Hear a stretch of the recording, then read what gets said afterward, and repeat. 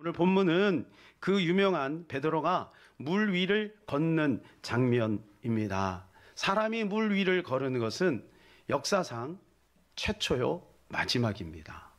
그 누구도 물 위를 걸은 사람이 없죠. 그러니 베드로의 믿음이 얼마나 대단합니까? 이제 배경을 잠깐 설명을 드리면요, 오병이어의 기적이 벌어지니까 군중들이 예수님을 임금 삼으려고 했어요. 예수님이 임금 되려고 하면 예수님은 마구간에 오지 않지요. 예수님은 불필요한 것입니다. 만왕의 왕이 되시는데 그 좁은 이스라엘의 왕이 되면 무슨 소용이 있겠어요.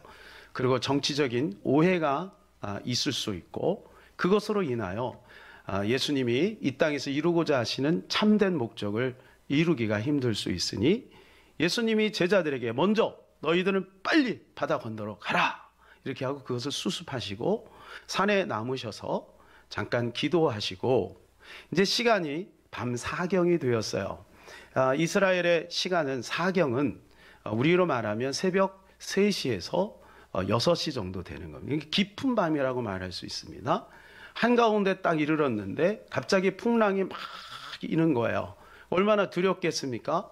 더군다나 저 멀리서 희뿌연 게 척척척척 걸어오는 거예요. 그러니 여러분 얼마나 공포스럽겠어요?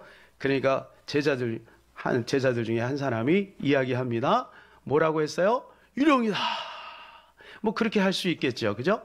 그때 예수님께서 말씀합니다. 안심하라. 나니 두려워하지 말라. 이때 이야기를 듣고 베드로가 만일 주님이시거든 저를 명해서 오라 하소서 이렇게 이야기를 하는 거예요. 그랬더니 예수님께서 오라 그랬어요. 베드로가 지체 없이 그 풍랑이 일고 있는 바다로 뛰어들었습니다. 여러분 하실 수 있겠습니까? 베드로는 대단한 믿음이 소유자예요. 뭐 1분도 망설임 없이 오라 하니까 그냥 바다 위로 뛰어드는데, 이건 웬걸요? 자기가 바다 위에 서 있는 거예요. 우리가 하나님의 놀라운 기적 속에 있어도 여전히 세상의 풍랑은 우리를 쳐요. 그래서 우리가 풍랑을 바라보면 안 되고 예수님만 바라봐야 될 줄로 믿습니다. 베드로는 그 시선을 탁 옮겨서 풍랑을 바라본 거예요. 그랬더니 자기도 모르게 쑥 빠졌어요. 주여 나를 구원하소서. 예수님이 즉시 와서 그 손을 잡아줬습니다. 여러분 그 장면을 한번 떠올려 보세요. 지금 베드로가 예수님을 향하여 걸어가고 있습니다. 그 사이에 풍랑이 막 일고 있어요. 푹 빠졌습니다. 주여 나를 도와주소서. 예수님이 즉시 왔다 그랬어요. 그죠? 어떻게 왔을까? 여러분 참 신기한 장면들이 많이 있죠. 그리고 베드로가 거기에서 건짐을 받고 함께 배에 오릅니다. 그들의 고백은 야 진짜로 하나님의 아들이구나. 이제서 그들이 깨닫게 된 것이죠. 여러분 여기에서 우리가 알 수 있는 것은 믿음도 중요하지만 은혜가 있기에 믿음이 빛을 발한다는 거예요. 베드로가 믿음으로 바다 위를 걸었지만 여러분 믿음이 흔들린 거죠. 그리고 흔들리니까 바다 아래로 빠져 들어간 거예요. 그때 은혜가 기다리고 있었던 것이고, 그리고 이 베드로는 은혜를 향하여 손을 내민 거예요. 그때 그 은혜가 베드로를 붙잡아 일으켜 세워준 것입니다. 어떤 목사님의 간증에 어릴 때 이제 교회에서 아마 아버지도 목사님이었던 것 같아요. 그래서 계단에 이렇게 어느 날 있는데 아버지가 지나가다가 아들 뛰어내려봐 그런 거예요. 그러니까 내가 받아줄게. 처음에는 이게 좀 안 되죠. 그러나 아빠가 계속 재촉하니까 한번 눈을 딱 감고 용기를 내서 딱 뛰어냈어요. 그리고 아버지가 자기를 딱 안전하게 받아줬거든요. 그 다음부터는 이제 계단만 보면 올라가 아빠! 그러면 무조건 뛰는 거예요. 왜냐하면 아빠가 자기를 안전하게 받아준 그러한 기억이 있는 거죠. 여러분 이 기억들이 우리에게 필요한 거예요. 우리가 넘어졌어도 위험한 곳에 있어도 주님이 우리를 받아주고 있다라고 하는 이 기억, 여러분 이것이 우리가 지체 없이 주님을 향하여 손 내밀 수 있는 거죠. 예. 이게 바로 믿음이 아니겠습니까? 그러니까 은혜는 믿음을 끌어올리고 믿음은 은혜를 빛나게 하는 것이죠. 첫 번째는 우리 다 같이요. 믿음은 은혜를 만날 때 견고해집니다. 다 같이 크게 한번 읽어볼까요? 크게 옆에 있는 졸고 있는 사람이 정신이 바짝 나도록 시작! 믿음은 은혜를 만날 때 견고해집니다. 할렐루야! 그럼 믿음은 은혜를 만날 때 견고해지는 거예요. 베드로가 아무리 믿음이 좋다고 해도 믿음이 흔들렸어요. 여러분, 믿음이라고 하는 것은 하나님께서 우리에게 각 사람에게 주신 은혜의 빛을 따라 각 사람마다 약간씩 다른 나타나는 어떠한 것이죠. 그러니까 이건 사람마다 조금씩 다 달라요. 네, 믿음은. 그래서 사도 바울이 했죠. 믿음이 있는 사람, 믿음이 없는 사람을 비판하지 말라 그랬어요. 그러니까 여러분, 믿음이 여러분 흔들릴 수도 있다라는 것이죠. 여러분, 우리를 한번 돌이켜 볼까요? 우리의 믿음은 어때요? 항상 견고한가요? 그렇지 않아요. 어떨 때는 믿음이 무너져 있는 나를 발견하죠. 어떨 때는 막 불도저 같아요. 막 지구라도 옮기고 무리를 아니라 막 지구도 막 밀을 수 있는, 로켓가 필요 없어 달나라도 갈 수 있는 그런 엄청난 믿음이 있는데, 어떨 때는 완전히 무너져 있는 나를 발견하는 거예요. 그것이 우리 연약한 인간의 모습인 것입니다. 제가 이제 수요일마다 도봉산역에 있는 시온교회라는 곳에 가서 이제 공부를 합니다. 도봉산은 여러분 잘 알듯이 여느 산하고 좀 달라요. 설악산하고 좀 비슷하죠. 그래갖고 큰 바위들이 이렇게 있어요. 바위산이에요. 푸른 숲도 있지만 바위들이 있단 말이죠. 그래서 갈 때마다 저는 그 바위산이 너무 좋은 거예요. 이 바위산을 볼 때마다 제가 남자라서 그런지 몰라도 저는 그걸 보면 가슴이 뻥 뚫려요. 그래서 1년에 한두 번은 제가 설악산을 가는 이유가 그걸 보고 오면 너무 좋은 거예요. 가슴이 막 1년 동안 그 쌓였던 체증이 확 다 뚫리는 것 같아요. 그 바위산을 제가 일주일에 한 번씩 보잖아요. 저는 오락가락합니다. 제가 차를 타고 있다는 것은 믿음을 사용하고 있다는 것이죠. 제가 걸어서 만일에 도봉산을 간다면 여러분 얼마나 힘들겠어요? 근데 차를 이용하는 거, 이게 믿음이에요. 자, 믿음에 대해서 제가 한번 설명을 해드렸는데 맨 앞에 있는 거 한번 보여주세요. 믿음이 무엇입니까? 믿음이라고 하는 것은 예수 그리스도의 십자가로 말미암아 세상과 하나님을 연결하는 것입니다.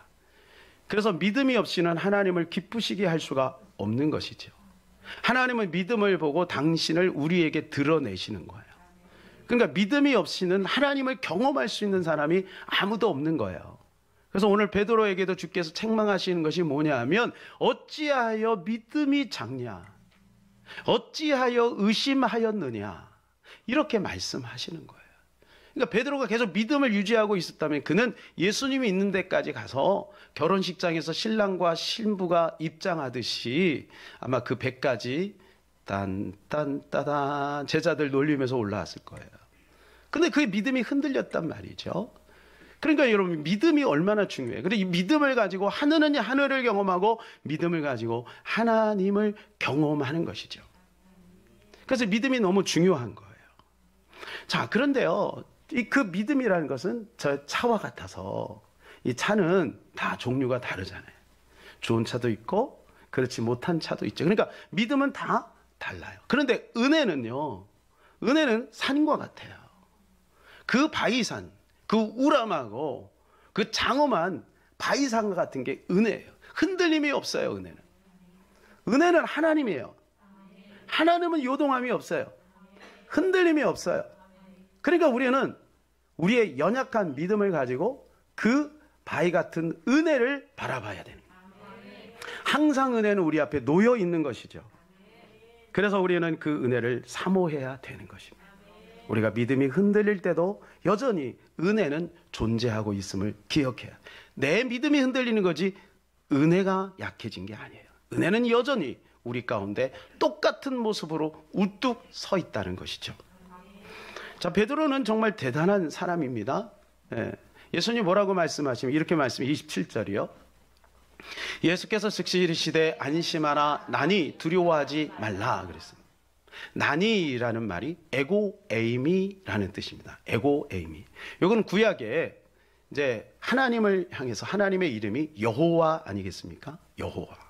여호와라는 뜻은 스스로 계신 분, 그런 뜻입니다. 스스로 계신 분. 그러니까 에고에이미, 이 말은 뭐냐 하면 내가 여기 있다. 창조주 내가 여기 있다. 그 말인 거예요. 그러니까 예수님이 설명이 필요 없어요. 그냥 나다 이런 거예요. 에고에이미 이거예요. 그래서 우리가 믿는 대상은 바로 그분인 것이죠. 에고에이미, 그분을 우리가 믿는 거예요. 그런데 여러분, 베드로 입장에서 예수님이 주님이라시는 것을 어떻게 믿었을까요? 만일에 아니면 그는 물속에 빠지는 거거든요. 풍랑도 두려운데 물속에 깊이 빠지는 것도 베드로는 순간 생각했을 거예요. 그러나 베드로는 그 예수님의 음성을 통해서 직감한 거예요. 아, 예수님이구나. 여러분, 우리가 그런 감각이 있어야 될 줄로 믿습니다. 주님 말씀하시는데도 불구하고 주님 말씀하시는지 마귀가 말하는지 내 속에서 내가 말하는지를 모르면 어떻게 우리가 실행에 옮기겠어요? 그래서 우리는 이 감각을 익히기 위해서 예배를 드리는 것이 기도에 참석하는 것이고 말씀과 기도 가운데 전념하시는 것입니다. 저와 여러분이 이 베드로의 믿음의 감각을 회복하시기를 축복합니다. 창세기 6장에 보게 되면 하나님이 이 땅을 보시고 한탄을 하십니다. 하나님의 아들들이 사람의 딸들을 보고 결혼을 막 하는 거예요. 믿음의 정절이 무너지는 거죠. 하나님이 너무 속상해서 내가 이 땅을 심판하리라 결정을 하세요. 그리고 노아를 부르시죠. 그리고 노아는 신실하게 120년 동안 방주를 만듭니다. 얼마나 믿음이 좋아요. 그런데요, 성경은 노아가 방주를 만들기 이전에 노아에 대해서 이렇게 말씀하세요. 6장 8절 읽을까요? 그러나 노아는 여호와께 은혜를 입었더라. 할렐루야. 노아는 먼저 하나님에게 은혜를 입은 거예요. 그 은혜 싸게로 하나님이 그를 보호하신 거죠. 이 경험 속에서, 이 은혜 속에서 노아가 믿음을 유지할 수 있었던 것입니다. 그러므로 여러분, 믿음은 은혜가 먼저 왔기에 믿게 되는 것이죠. 제가 중학교 3학년 때 자취방에서 배도 고프고 너무 힘들고 그래서 이렇게 누워 있는데 그때는 이제 교회 종소리를 쳤단 말이에요. 교회 종소리가 은은하게 울리는데 그것이 저의 귓전을 타고 제 가슴을 타고 그 다음에 제 심장 안으로 파고 들어왔어요. 저도 모르는 사이 벌떡 일어나서 교회를 가게 됐고 지금까지 한 번도 빠짐없이 교회를 나오게 된 거예요. 하나님의 은혜로 먼저 함께 하셨기에 오늘 제가 믿음으로 이렇게 살아가고 있는 것이죠. 여러분, 마가복음은 누가 썼을까요? 아유, 여러분 바로 나오네. 저 항상 답을 말씀드린다 그랬죠. 어려운 게 아니잖아요. 마가는 마가가 썼습니다. 그런데 이 마가가 어떤 사람인지 여러분 아십니까? 마가는 예수님이 십자가를 지시러 가실 때 베옷 이불을 이렇게 둘러쓰고 몰래 따라가다가 그를 붙잡으니 제자인지 알고 붙잡으니 이 베옷 이불을 버리고 도망갔던 청년이에요. 나중에는 사도 바울이 1차 전도 여행을 할 때 이제 도망갔죠. 그죠? 그래서 그 삼촌인 바나바가 2차 전도 여행 때 같이 가자 그러니까 이 혈기왕성, 이 사도 바울의 초반기 사역이잖아요. 이 혈기왕성한 사도 바울이 안 돼! 마가는 안 돼. 그런 놈하고는 같이 할 수 없어. 그래갖고 내쳤던 사람이 바로 마가입니다. 마가요. 그런데 이 마가가 나중에 이 공감복음을 쓰는데 사복음서를 쓰는데 제일 먼저 써요. 여러분 그거 아시죠? 마태복음보다 마가복음이 먼저 씌어진 거 아시죠? 그래서 마가복음을 근거로 해서 마태, 요한, 누가복음이 쓰여진 거예요. 근데 그거보다 더 놀라운 사실은요. 여러분 공감복음이 먼저 써졌을까요? 아니면 사도 바울의 13권의 서신이 먼저 쓰여졌을까요? 질문하는 이유가 있겠죠. 무엇이 먼저 쓰여졌을까요? 처음 알았죠, 여러분? 시침이 떼고 그런 표정으로 보지 마시고 처음 알았다고 이실직고 하세요. 예. 저도 성경을 연구하다가 이 부분을 별로 관심을 안 뒀어요. 근데 마가를 연구하다가 깨달은 거예요. 야, 놀라운 사실은 사도 바울이 마가를 품을 그 당시에 마가가 공감복음을 썼다는 거예요. 증명을 해드릴게요. 보세요. 자, 마가가 먼저 디모데후서 4장 11절. 예. 자, 사도 바울이 이제 13권의 서신 중에 맨 나중에 성경이 디모데 후서입니다. 근데 디모데 후서에서 이렇게 이야기를 해요. 11절. 누가만 나와 함께 있느니라. 내가 올 때 마가를 데리고 오라. 그가 나의 일에 유익하니라. 마가를 품는 거예요. 디모데에게 지금 권면하는 겁니다. 너 올 때 지금 누가만 있다. 나 외롭다. 마가를 좀 데리고 와라. 그가 나한테 필요하다. 마가가 이 이야기를 듣고 얼마나 마음이 위로가 됐고 용기를 가졌겠습니까? 여러분, 이 시기를 가만히 연구해 보면요, 이 이야기를 들을 때쯤 돼서 마가가 마가복음을 쓴 거거든요. 한번 보실까요? 디모데 후서는 66년, AD 66년에서 67년경에 써였어요. 그러니까 이게 맨 마지막 서신이라고 그랬죠. 마가복음은 65년에서 70년 사이에 쓰여진 거예요.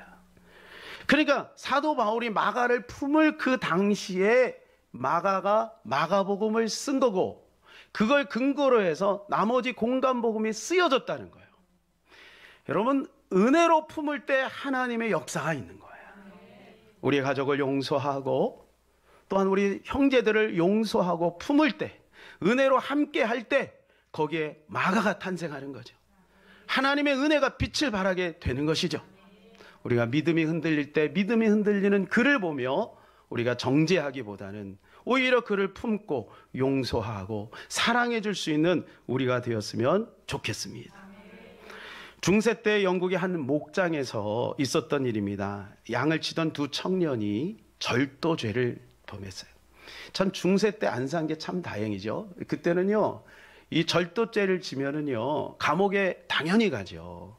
그런데 인두로 머리에다가 S자를 새긴대요. 이건 안 지워지는 거예요.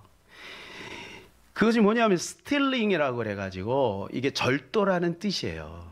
그러니까 이 사람은 절도범, 이게 주홍글씨예요, 주홍글씨. 한 중세 때는 율법이 굉장히 강했던 것 같아요. 이 두 청년이 이제 추록을 했어요. 자기 살던 마을로 돌아갔지만 사람들의 시선이 두려운 거죠.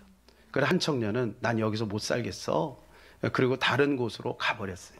근데 한 청년은 내가 잘못한 거지. 내가 이제 잘 살아야지. 이렇게 생각을 하고 마음을 고쳐먹고 성실하게 그 마을 주민들을 위해서 봉사하고 헌신하고 그렇게 삽니다. 점점 이 청년에 대해서 손가락질하는 손이 거두어지고 오히려 칭찬하는 박수 소리가 들리기 시작해요. 그가 변화가 되고 나중에 이제 늙은 노인이 되었는데 온 마을 사람들이 그 노인을 존경하는 거예요. 어느 날 이 노인이 길을 싹 지나가는데 두 소년이 대화를 하고 있었어요. 우리가 좋아하는 저 할아버지 왜 이마에 S자 하고 있지? 한 소년이 물어봅니다. 그랬더니 한 소년이 이렇게 이야기를 해요. 아마도 세인트, 성자, 그것도 S로 시작하잖아요. 낱말의 첫 글자일 거야. 세월이 지나면서 그게 스텔링이라고 하는, 그때 아마 그런 문화가 없어졌을 것 같아요. 그러니까 도대체 저 S자가 뭔가 소년들이 생각할 때 궁금한 거죠. 여러분, 하나님의 은혜가 가고 주님의 사랑이 가고 복음이 가게 되면 스텔링에서 세인트로 바뀌는 역사가 나타날 줄로 믿습니다. 그러므로 여러분, 우리가 믿음으로 살다가 넘어졌다고 좌절하지 마시기를 바랍니다. 다시 주님을 붙잡으시기 바랍니다. 은혜를 찾으시기를 바랍니다. 하나님이 우리를 변화시켜서 세인트로 바꿔주실 줄로 믿습니다. 베드로는 그 은혜를 경험한 거예요. 두 번째는 은혜는 받아들일 때 은혜가 된다는 거예요. 다 같이요. 은혜는 받아들일 때 은혜가 됩니다. 베드로는요, 자신의 믿음이 흔들렸다는 것을 알고 즉시로 예수님에게 손을 내밀어요. 은혜의 손을 내밀어요. 주여 나를 도와주소서. 30절입니다. 바람을 보고 무서워 빠져가는지라 소리질러 이르되 주여 나를 구원하소서 하니. 그가 그 고백하는 거예요. 자존심도 필요 없죠. 하나님은 은혜에게 하나님 손을 내밀고 있는 것입니다. 여러분, 은혜가 앞에 있을 때 은혜를 향하여 손을 내밀어야 돼. 베드로가 아이고 창피해 그러고 가만히 있으면 어떻게 했어요? 그냥 거기에 그대로 지금까지 못 나오고 있는 거죠. 은혜를 향하여 손을 내민 거예요. 여러분, 은혜를 향하여 손을 내밀 때는 자존심도 필요 없어요. 우리의 결격 사유도 필요 없어요. 여러분, 우리가 뭐가 대단합니까? 하나님을 향하여, 은혜를 향하여 손을 내미는 것이 여러분 우리가 사는 길이지죠. 아브라함은 이제 늙어서 자기의 아들에게 아주 좋은 며느리를 짝지어주고 싶었어요. 그래서 늙은 종 엘리에셀을 불러서 야, 이 가나안 땅은 좋지 않으니까 내 고향으로 가서 한 처자를 데리고 와라. 그래서 엘리에셀이 이제 밧단 아람까지 갑니다. 그래, 그것을 우물 곁에 딱 앉아서 그가 하는 것이 뭐냐면 하나님에게 은혜를 구하는 거예요. 이렇게 기도하죠. 창세기 24장 12절입니다. 그가 이르되 우리 주인 아브라함의 하나님 여호와여 원하건대 오늘 나에게 순조롭게 만나게 하사 내 주인 아브라함에게 은혜를 베푸시옵소서. 은혜를 아는 자예요. 여러분, 이 엘리에셀은 이미 가면서 하나님의 은혜를 생각하고 간 거예요. 그리고 그 자리에서 하나님 앞에 은혜를 구한 거예요. 그래서 성경이 뭐라고 되어 있냐 하면 말을 마치기 전에 리브가가 앞에 탁 나타난 거예요. 여러분, 얼마나 놀랍습니까? 여러분, 엘리에셀이 그냥 아무것도 안 하고 그냥 그렇게 있다가 은혜를 구한 게 아니고 그는 엄청난 수고를 이미 했어요. 한번 지도를 보시면 지금 아브라함이 있는 곳이 저 세겜하고 베델고 사이에 있습니다. 저기에서 밧단 아람까지는요 842km예요. 지금이야 여러분 842km 조금 차 타고 조금 졸고 뭐 휴게소에서 뭐 맛있는 거 먹고 그러면은 갈 수 있겠지만 그때는 이 여행이 장난이 아닙니다. 낙타하고 같이 간 거 보니까 낙타를 타고 간 것 같은데 낙타가 지치면 또 걸어서도 가고 그러지 않았겠어요? 거기에 사막이고 험한 산길이고 그런데 그곳을 넘어서 842km를 거기에 간 거예요. 그러나 이 엘리에셀은 결정적인 순간에 하나님의 은혜를 구한 것입니다. 사랑하는 여러분, 우리가 노력도 해야 됩니다. 수고도 해야 됩니다. 땀도 흘려야 됩니다. 그러나 결정적인 순간에는 하나님의 은혜를 구해야 될 줄로 믿습니다. 여러분, 이것이 은혜를 은혜되게 하는 거예요. 세 번째는 다 같이요. 은혜와 믿음의 조화가 성숙을 가져옵니다. 은혜와 믿음의 조화가 성숙을 가져오는 거예요. 여러분, 베드로에게는 은혜만 있었던 게 아니에요. 믿음의 모험도 있었어요. 그래서 은혜가 필요한 거예요. 여러분, 우리가 안 되어지는 것을 발견할 때 그때 하나님의 도움이 필요해요. 근데 안 되어진 경험이 없는 사람은 하나님께 기도하지 않아요. 그러니까 실수가 능력인 거죠. 베드로는 그 믿음의 실수를 통해서 은혜를 경험하고 또 은혜를 경험한 거예요. 그러면서 믿음과 은혜의 조화가 쫙 생겨서 건강한 모습이 된 거죠. 여러분, 우리도 마찬가지입니다. 그래서 예수님에게 있는 것이 두 가지가 있대요. 요한복음 1장 14절 말씀이 육신이 되어 우리 가운데 거하심에 우리가 그의 영광을 보니 아버지의 독생자의 영광이요 은혜만 충만한 게 아닙니다. 진리만 충만한 게 아닙니다. 은혜와 진리가 충만한 것입니다.